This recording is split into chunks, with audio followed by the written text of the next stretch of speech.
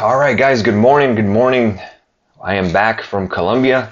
Thank you so much for taking the time out of your day to join me. It is the Morning Note. My name is Carlos Garcia, founder and CEO of G.A.R Capital. Hope everyone's having a very nice morning this morning.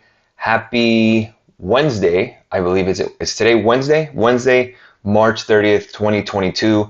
Sometimes you forget the timing and everything because you're in a different country. Colombia is a very chill, laid back country. It was very nice to see my family. My grandfather, who I went to go visit, obviously he's not doing the best, but he was actually doing better than he was at the hospital. So again, thoughts and prayers, obviously, to my grandfather. I may have to go back down there to see him, obviously, down the line. But for now, I am back. What a week so far. Monday and Tuesday were crazy, as I was seeing in the market. I was kind of reading here and there when I had signal. But let's go ahead and talk about it. Let's do it. Dow Jones futures down 121 points. NASDAQ down 0.59. S&P down 0.37. Yesterday I did saw futures were red anyways, and we soared. Russell 2000 down 0.38% in futures. Crude oil is up 3.58%. Let's go and take a look at crude first. And let's see what some levels that we could watch for. Let's go and bring up the daily together.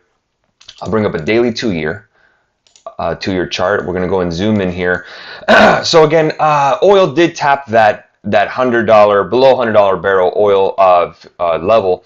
Really, I was looking at here is this yellow line, which is that 50-day. I posted this on Twitter. 97.89 should be your support if you're looking to go long. If I'm looking to go long here, I definitely want to wait for that 110.28 level, and then you could target 115.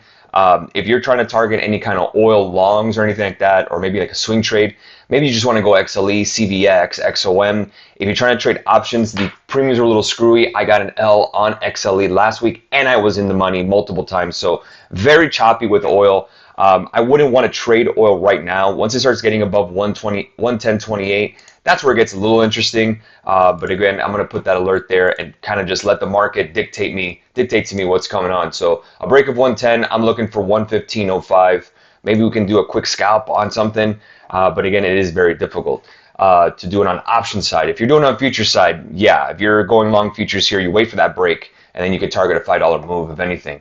Gasoline futures up 3.5%. Gold futures are up 19.30 an ounce. Silver futures up 1.33%. Euro dollars up 40 pips, 111.26. Dollar yen continues to slide, 121.80. The Japanese central bank are buying JGBs, Japanese government bonds, at basically any price at one time now. So they're just trying to like bid up government debt, obviously, the central bank, so they can provide more liquidity to the market.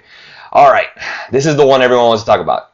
Bitcoin. Bitcoin I haven't talked about in a while. Why? Because I said that 46,000 level is really going to get what it gets interesting. And it did finally break. Now we have that 200-day moving average right on the daily, right at 48,339.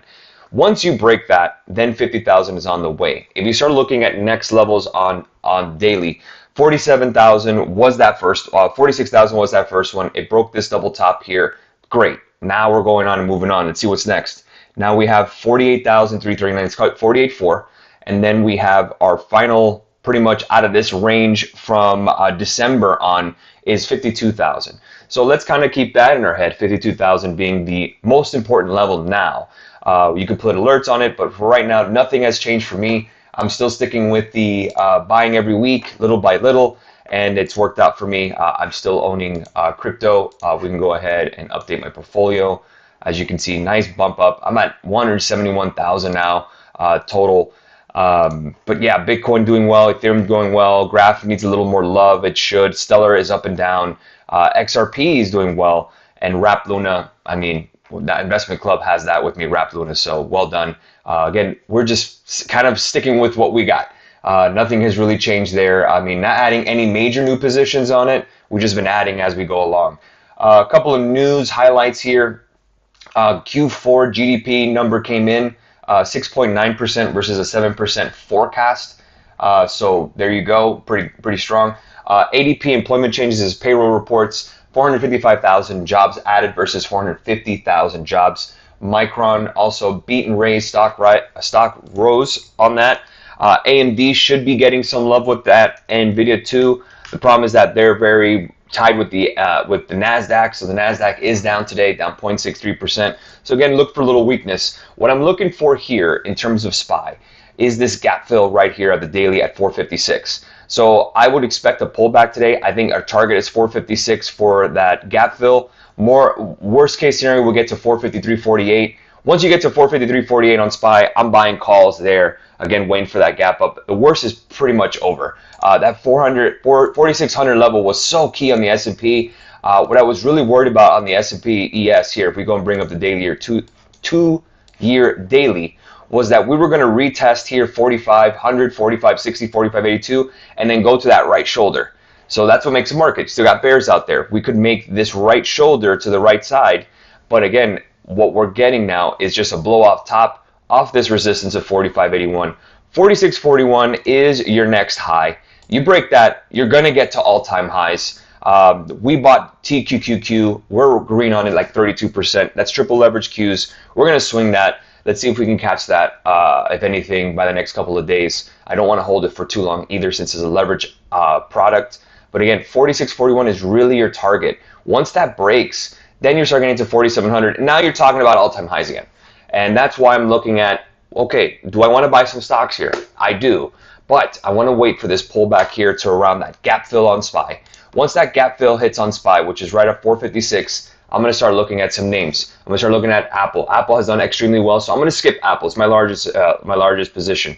I'm going to start looking at, again, one of my favorite companies, Palantir. I want to start looking to buy some. I want to buy some Disney, probably add some semiconductors too. Really the core holdings of those that you really are owning long-term that you really like. Start making a shopping list of names because that's where I'm going to start buying. We've been buying here and there. Remember, I called the bottom right around 42.50, 42.60. So we bought there, but we broke down below, tapped 41.01 due to that Russian invasion. That bounced back, that bid. So again, we've been kind of long on stocks, buying dips here and there since around 4,200.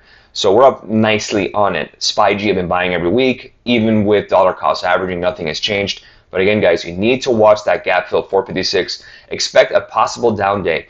If we continue to the upside and we break 464 or 464.41. So again, you can bring this up on it's the same Fibonacci levels for the SPY. But again, you're kind of a little different from E-mini futures. 463.59, if you break that, you have to go long and look for calls. That's pretty much your best bet. I would start looking for next week calls because this week is non-farm payroll, which is the payroll report. I expect a positive one, but again, some volatility. Move any kind of expiries to next week. Good morning. Thoughts on SPY? Just broke it down. Thoughts on SPY? Yep, just broke it down. Do you think SPY will retrace downward in a few days? Yes. I think we're going to get to 456. Welcome back. Thank you so much. Do you see oil companies going higher in 2022, maybe after earnings? No, I think the earnings are really baked in with the oil companies. Again, they are up so big that I don't expect them to go any higher. I think we hit the peak in oil personally. So XLE, I would not be a buyer. I would probably want to sell some rips here, start taking some profit. Remember, I took XOP a couple of weeks ago before the surge, and then it came back down. You know, obviously I didn't get the maximum return, but it's still a very nice one. But yeah, I wouldn't want to own energy here, to be honest. I like the fact that there's demand, but supply is going to come in anyways as we go along in the summer. So again, I expect oil to a little bit, if anything, just stabilize. Energy won't be doing as well. I think tech will come back roaring. I think NASDAQ has more room to the upside. A lot of the consumer discretionary, those guys are going to move. So again, we need to keep an eye on like Amazon, Tesla, Home Depot, Lowe's, those kind of names. I love Home Depot, but again, with interest rates rising, that does affect home buying. So again, look for a little weakness in Home Depots and Lowe's for an opportunity to buy some more shares or to add to shares or maybe create a new position. 287.39 would be great. You're right at 317. Home Depot would not be a bad place to go ahead and buy some stock. But I think we get some a little lower here. I think we get to 287. We can go and fill there if you want to add some or you want to go ahead and add a new position. Again, we need to see interest rates climb a little higher. Let's see if oil prices, home prices kind of stabilize, and then it gets a little more affordable for some. So Home Depot would be bullish down the line. Right now, you're going to get a little more weakness on Home Depot. Let's see. Why is GS not going with yield over 2? Again, it really is based on the volatility of the bond yields, not just the bond yield itself. JPM, same deal. I mean, you would think financials would continue to rise, but again, with the volatility of rates, again, rates are again up about a quarter point, 2.406. just not a lot of love for the banks now. So again, look at this beaten down industries. Those are the ones you want to look at. You want to look at things at a discount. I think JPM is great. I think JPM, you can add more, maybe to around 130 if we can get a little more of a drop. You never know. But again, I already have some. So again, I'm okay with adding some, just not at this level. I would want to add it on a deeper discount. Let's see if Goldman Sachs gets around 318. I could buy some there at that support. 300 wouldn't be bad if we can get there. There is some gaps to fill to the upside. But for right now, what I'm looking for is an opportunity to buy some stocks on the cheap, on a pullback. And I want to see that gap filled. And then that'll give us our pivot point to go long again, because we're going to go higher. Remember, our price target for the end of the year was right around 5,200. That was our bull case. I think 5,000 was our base case. But again, we're 4607. I mean, we're 400 handles away. That's not terrible. That's a 10% move. That could definitely happen. So again, we need to break that 4641. Once that goes, then all the bets are off. Yield curve inversion, we had that in 2019. We did not have a recession, but COVID did happen. So again, I don't think that was due to the yield curve inversion. That happens, but again, people say it's a recessionary signal. We just saw GDP break nearly 7% year over year. I don't think a recession is in the cards. You can see the price action here. I think things do stabilize and go higher. Thoughts on THCX? What do you see a rise this week? If we can get legalization in cannabis federally, THCX is going to soar. But again, this is a longer one hold for me. So this is a long-term hold. I want to own THCX for the long term. Thoughts on Amd Calls? I would not do Amd Calls until we fill that gap. More than likely, we'll get to AMD 120. That'll give us an opportunity to possibly play some calls. IDXX, I don't know much about them. To be honest, I can look at the chart, but I don't know much about this company on the fly. It looks like it wants to break out. We need to break 565, which is that 100-day moving average. Let's see, Baba thoughts. Looking at Alibaba again, I own it long term. I love it long term. Still needs to break that 100-day, which is 123.25. You break that, I'm definitely looking at some calls there. Have you noticed open interest volume on 1414 puts across the sectors? I have not seen it. Again, I just got in last night. I haven't even had a chance to look at much. I'm just going by the charts here, but that's something to look at. Twilio Insider Award of Options, English, please. I don't know what that means, Twilio Insider Award of Options. That could be just someone on the board of directors or a higher employee that's got stock options like an executive, and they just exercised it or they were rewarded. Again, Elon Musk doesn't get a big salary, but he gets stock options and he gets stock. That's how he gets paid. Can you look at Nvidia? Yeah, let's go and take a look here. Nvidia is down pre-market about $4. Really the level to look for a break, I would go by 280. Let's see if we can get back to 285.73, because that shows that breakout there. I would take a look at the 300 calls for next week. They may be a little expensive.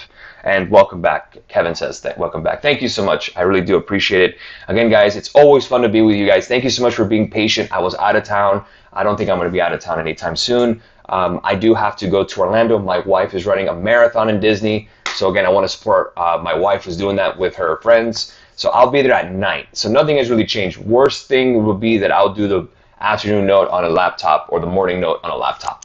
Who cares? We'll still be here giving you the news. Again, Twitter, I was trying to do Twitter as much as I could in Colombia when I had signal, but now we're back up on full tilt, ready to rock. I heard you guys had great trades if you were with us, and congratulations on SPY, congratulations on Q. Microsoft I had, so I caught that for a bag, and congratulations on Robinhood. Big shout out to Josh and the staff that handles the masterclass, Kevin, Nick, the two Nicks, Juan, Anthony, all of them doing great things. Congratulations on Hood. You called the squeeze, Juan. Josh, well done. And what I was told from marketing department is the masterclass deal that we're running, I believe, was extended. So again, if you are interested in the masterclass 20% off deal, again, hit us up on Instagram at G.A.R Capital or garcapital@gmail.com. They'll be the ones to assist you. I don't really handle that because that's more marketing and pricing. I handle just this for the most part and answering your questions. All right, guys, have a great rest of your day. We'll catch you guys later for the aftermarket recap. We'll go over everything. Most important thing today, guys, I want you to follow that gap fill. Again, don't expect a big pop. If it does, 46.41 is your level for that break. If we get there.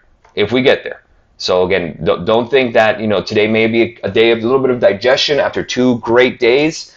You always usually kind of get those kind of digestion days. I think we'll get to 45.39 today. Again, that's about 50 handles. Oh no, at worst. But again, 456 is your target. Let's see if we get there. I would not play puts, but again, I would watch that level and see if we can get those calls and buy there. But for next week, don't do it for this week, next week. Have a good one, guys. Cheers.